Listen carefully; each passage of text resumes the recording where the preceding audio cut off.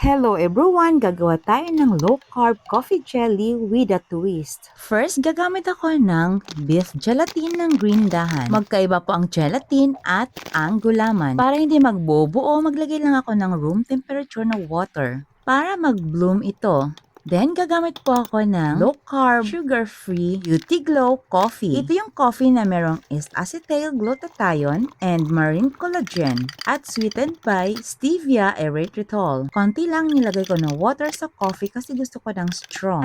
Gusto ng strong ng anak ko. Tapos, ilagay natin yung ating pinapabloom na gelatin at i-transfer na natin ito. Palamigin ko lang sa ref para po mapadali ang pag-set. At ayan, na-set na po siya, atin na siyang i-slice. Pagising ng anak ko, naglambing agad siya na pwede ka bang gumawa ng low-carb coffee jelly? So naisip ko mas okay kung gagawin ko yung Beauty Glow coffee. Maglalagay lang ako ng all-purpose cream na room temperature at kung napansin nyo, hindi na ako naglagay ng sweetener kasi po meron ito stevia erythritol. At ngayon, ito ating mga ingredients. Thank you for watching. Follow for more. God bless you po.